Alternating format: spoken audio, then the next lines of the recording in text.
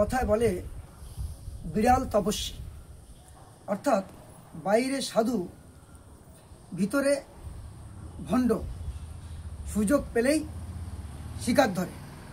একবার একটা জঙ্গলে একটা গাছের দুটো ছিদ্র ছিল, সেই ছিদ্রে একটা খরগোশ আর একটা চড়ুই পাখি বাস করত। চড়ুই পাখিটা কয়েকদিনের জন্য বাইরে যায়, ফিরে এসে দেখে খরগোশ তার গর্তে ঢুকে পড়েছে। চড়ুই পাখি বলছে, এটা আমার বাসা, তুমি ছেড়ে দাও। খরগোশ বললে, আরে একই তো, তুমি ওই বাসা থাকো।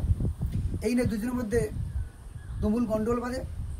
লাস্টে তারা বললো, ঠিক আছে, একটা বিচারকের কাছে যাবো, তিনি যেটা সিদ্ধান্ত দেবেন সেটাই মেনে নেব। বলে খুঁজতে খুঁজতে খুঁজতে নদীর ধারে গেলেন। সেখানে একটা বন বিড়াল তপস্যা করছিল। তখন তার কাছে গিয়ে বললেন, হে তপস্বী, আপনি আমাদের বিচার করে দিন, আর যে অন্যায় করবে তাকে আপনি শাস্তি দেবেন। তখন বলছে, আরে ওরকমভাবে বলছেন কেন? আমি অনেক দিন আগে হিংসা ত্যাগ করেছি, বৃদ্ধ, আমি চোখেও কম দেখি, কানেও কম শুনি, আমার একটু কাছে আসো। যেই তারা কাছে আসলো নাগালের মধ্যে, তখন একটাকে মুখে আর একটাকে থাবা দিয়ে ধরে কেটে পড়ল।